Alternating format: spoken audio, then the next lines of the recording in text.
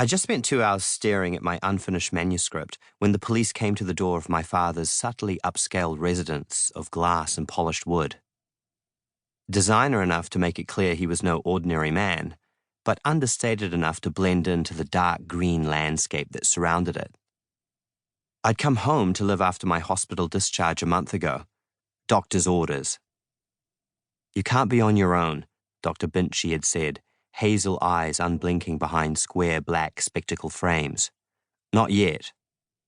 I didn't know why I hadn't just hired a nurse instead of returning to this unhappy place thick with ugly memories.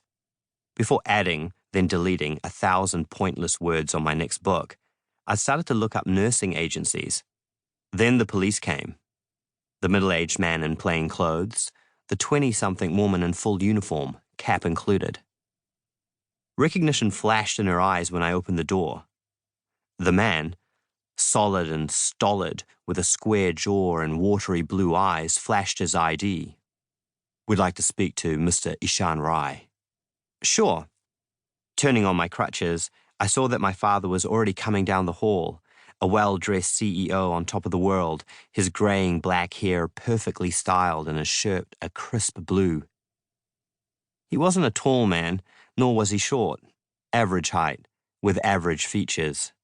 He should have looked ordinary, even bland, but my father has a presence, a dignity to him that I've always found a grand irony.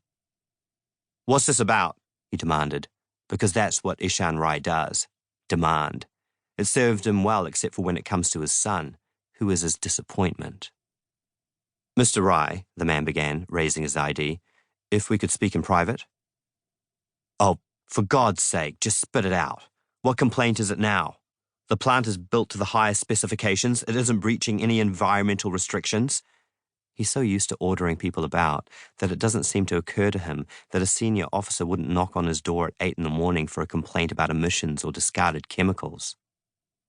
The male officer's expression stilled, and right then I saw an intelligence I hadn't previously spotted. Solid and stolid could also mean dogged and relentless. "I'm Detective Senior Sergeant Oliver Regan, and this is my colleague Constable Safina Neri. We regret to inform you that the body of a deceased female was discovered early this morning in the Waitakere Ranges Regional Park. Her identity is yet to be officially verified, and normally we wouldn't inform you at this stage, but given the likely publicity and attendant conjecture, the decision was made to alert you. She had a driver's license and credit cards with her, all in the name of Nina Rai." Time stopped, filled with the sound of a sharp, pained scream.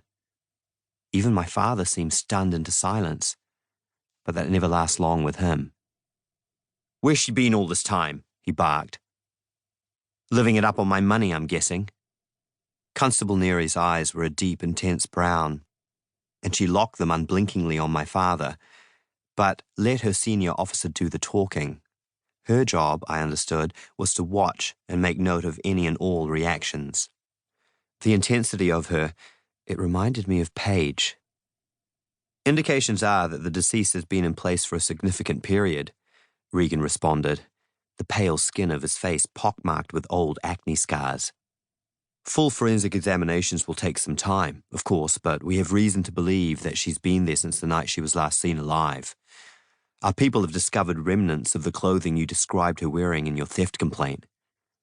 Red silk, a top that had left her arms bare and slipped neatly into the high waist of her wide-legged and tailored black pants. Her heels had been black too, her lips a pop of red that matched her top. Around me hung silence, heavy, cold, cutting, like the silence my father had utilized as a weapon against my mother. She, in turn, hadn't been much for silence. My mother preferred smashing things, preferred screaming, but not like that final scream.